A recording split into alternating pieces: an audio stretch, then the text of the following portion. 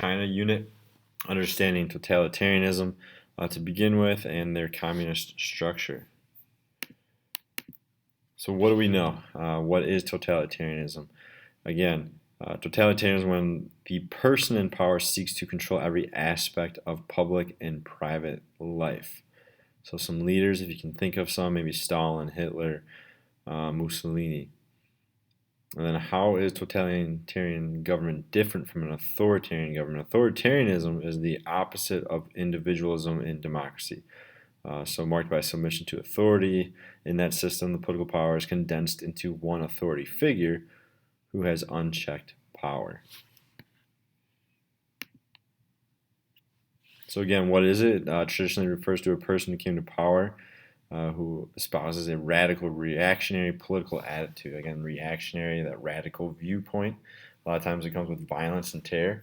They use different tools to destroy their obstacles ahead of them. A highly centralized state to carry out their orders, so a very small group of people carrying out these orders, and a well-defined ideology. This is what we are, and this is who we're going to be, and this is how you have to follow the rules. And they transform all portions of society, whether it's the government structure, civil society, or the economy. So some components of Mao Zedong's totalitarianism, corporatism, the idea of the states controlling things, and then the attempt to solidify their control over the public by creating or sanctioning a limited number of organizations. This is limiting civil society. And they create these organizations that they say is in the interest of the public. Non-sanctioned groups are not allowed. Again, limiting civil society is very important to these regimes. Some components for Mao Zedong: the personality cult, promoting himself, promoting that image of a leader, of what he embodies and that spirit of the nation, showing that he's all wise, he's very strong, kind of like a religious figure in a sense. How do they do this? They use news reports, rallies, art, music, films, anything necessary to promote this image. If the country is successful at the time, it is because of that leader. However, if it's failing, if there's something going wrong, it's because the flaws of the people. Okay, so you have to get rid of those people and eliminate those flaws. So here are some examples of the personality cult. If you look at this picture here, Chairman Mao gives us a happy life, it's titled. And you see Chairman Mao on the wall there. You see a happy family of 5 with a lot of food on the table. It's bright, it's colorful. They have other items within their house, meaning that under the leadership of Mao, things are very good. If you look at this children book, then it says Mao loves children. In this, he visits a village. He goes to a mother's unable to come to see that chairman. The child is ill. Another child urges the mother to go see Mao. Mao is informed of this situation. He sends the mother and the child to the hospital in a car.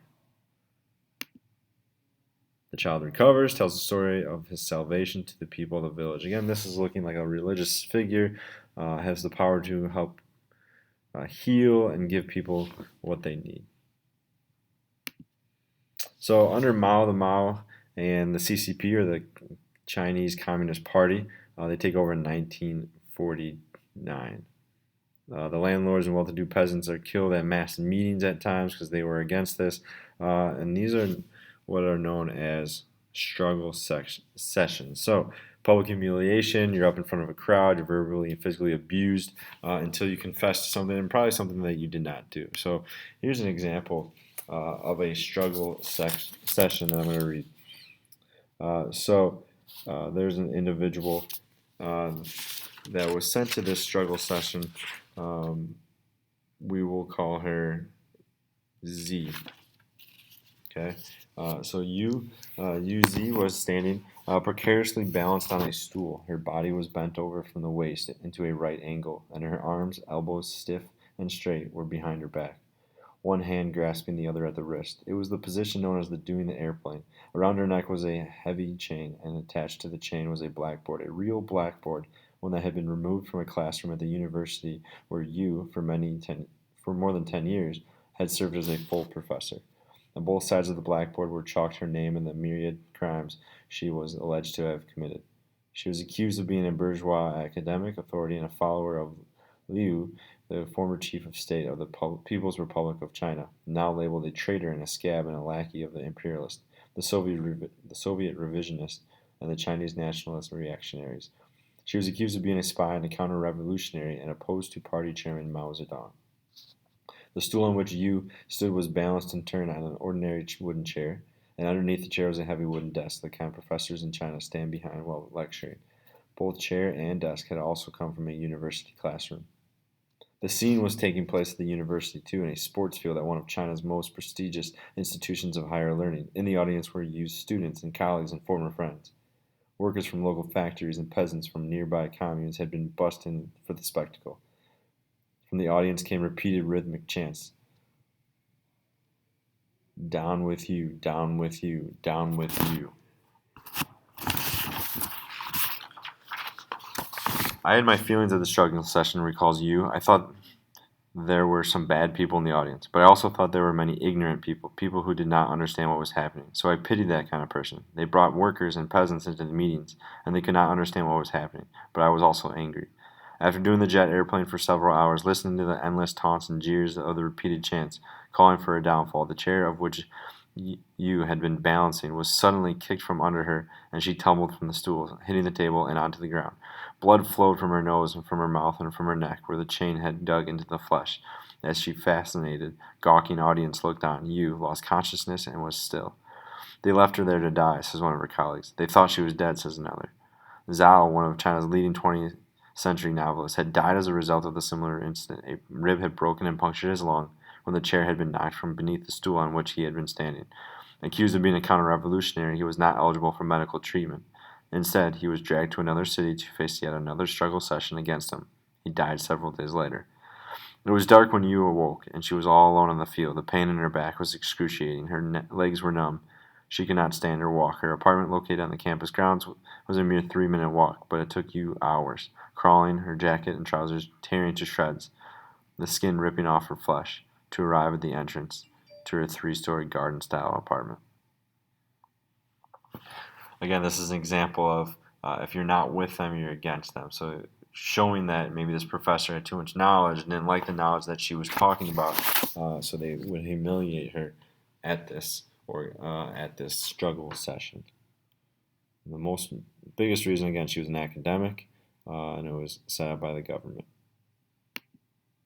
All right, so looking at the different things that Mao did, he had the Great Leap Forward. So Mao wanted China to switch from an agrarian society to more of an industrialized one, and he created people's communes. Okay, so these people were forced to work at these communes, forced agricultural collectives, and focus on rural steel production. But you couldn't feed these people; they didn't have enough agriculture to feed, and it created one of the largest famines ever.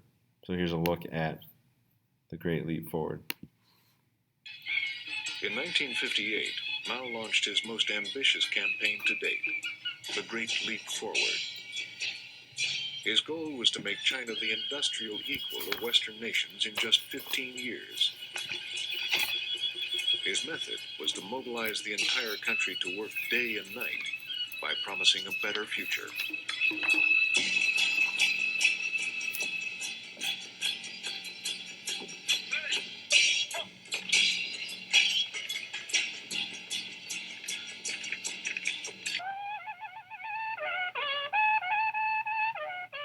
Mao's word was so powerful that almost overnight, people's communes sprang up across China. A commune encompassed many villages with thousands of families. Each day was strictly regimented, and family life was virtually abolished. Children were placed in communal nurseries while their parents worked around the clock. People ate in the fields or in communal dining halls. To increase industrial output, communes were ordered to make steel.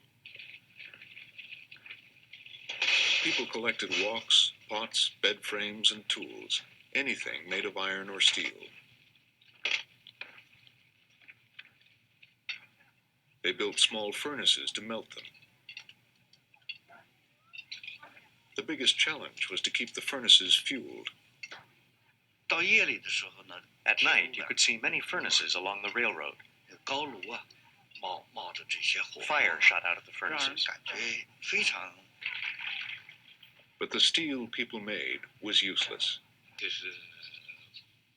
People were unhappy, but nobody dared say anything. The result was that everything made of iron and steel was taken from every family and was made useless. While the government called on everyone to make steel, they also wanted to increase farm output. How could we increase the grain harvest? People said that if you did close planting and used more fertilizer, you would definitely increase output. During the Great Leap Forward, we believed miracles could happen. There was a saying, "The corn will grow higher the more you desire." Communes and schools reported their wonderful news to the party. If one commune said they could turn out 150 tons an acre, another one would say their target was 180 tons. Each commune or school would promise a higher amount until the last school gave their highest figure. Our school set the target of 470 tons an acre. We dug a hole, something like a swimming pool. We thought if we put all the fertilizer in it, we would achieve our target. Then we poured the seeds in, which built up into a layer about this thick. There was a photograph in the People's Daily that showed the wheat in the field supporting the weight of children. Some leaders of the Central Party Committee were so happy that they put this photo on their desks at work. Most people believed it. We were surprised to see that photo and wondered how it could be possible. But because we were city people, we couldn't be sure it was a fake. After the anti-rightist campaign, few dared to ask questions. Later, I learned it was all fake. The peasants were putting on a show for us. They moved grain from other places and put it all in one field. It was all a show for Mao. Under pressure to produce more, to launch satellites to heaven, as it was called, party officials inflated production figures. An ominous cycle began as the state took more and more grain based on false figures, leaving the peasants with nothing to eat. By the summer of 1959, the leaders knew the Great Leap Forward was going badly wrong. After his trip, Mao decided to moderate production targets. In July 1959, the party met at the mountain resort of Lushan to set new, realistic goals. Minister of Defense Peng Dehuai, the hero of the Korean War, was one of Mao's oldest revolutionary comrades. Peng wrote to Mao describing what he saw as the problems of the Great Leap Forward. What Peng intended as loyal criticism, Mao saw as political treachery. Zhou Enlai and Liu Shaoqi agreed with Peng, but even they did not dare speak out. As a result, production goals were not cut. Officials continued to demand more grain than the peasants could give. The Great Leap Forward continued through 1960.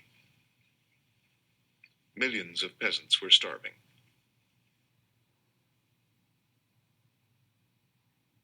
The famine was very severe and widespread, but newspapers did not report it at all. People only knew that their local area was suffering. To keep the news from spreading, peasants were not allowed to leave their areas, even to beg. The famine lasted 3 years. An estimated 30 million people died. Mao's revolution, fought to give the Chinese people a better life, had helped create the largest famine in history.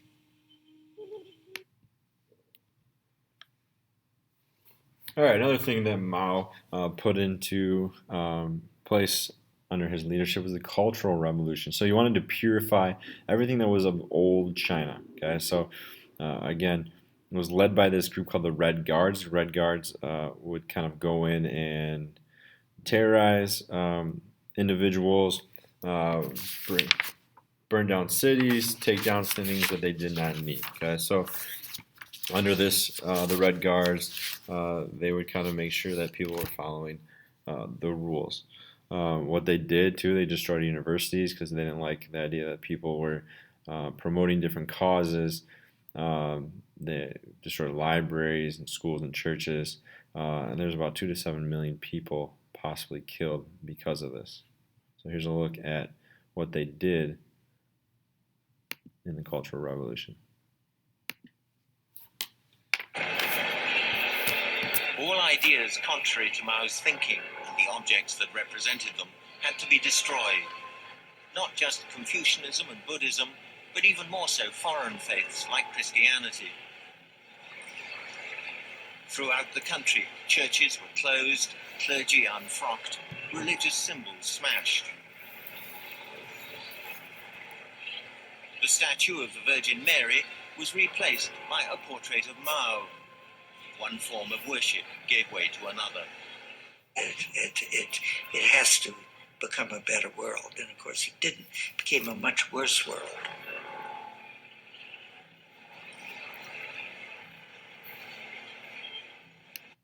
The physical destruction wrought by the Red Guards was unparalleled even in China's long history. Monasteries all over the country, as far away as distant Tibet, were ransacked and razed to the ground. The most important sites, like the Forbidden City, were protected on the orders of Zhou Enlai. But elsewhere, Mao's stormtroops had free rein.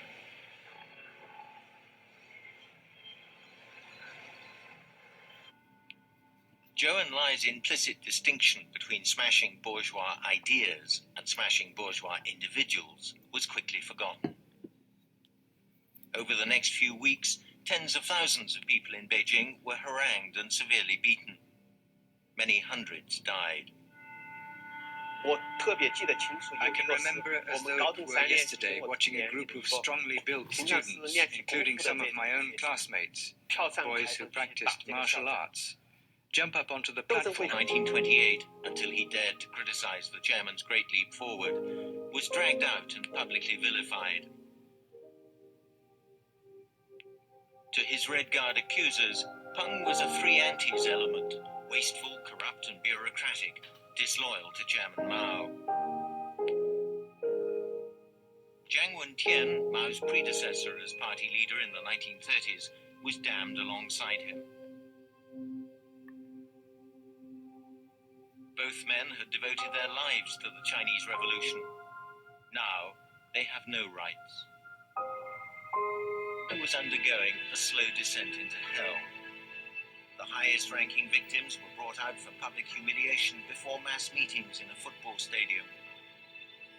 They wore placards around their necks with their names crossed out like common criminals awaiting execution. Wu Han was a playwright, one of whose works angered Mao. The chairman used it as a pretext to overthrow Wu's patron, the mayor of Beijing, Peng Zhen.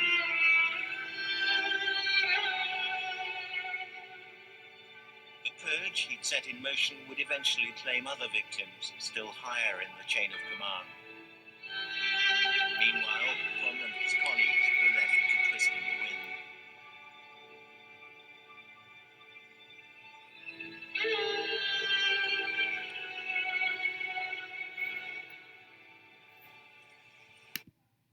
So again, they did a lot of things to destroy things. They humiliated people. They passed the Little Red Book, which was like quotations from Mao Zedong, distributed widely to just see, to show that he was all important. So again, the March of the Red Guard, they would march on, march forward. That's what they would say, revolutionary youth movement type. And they would always say like victory is calling. So what we will do, we will read about individuals that lived through this time period with the Red Scarf Girl.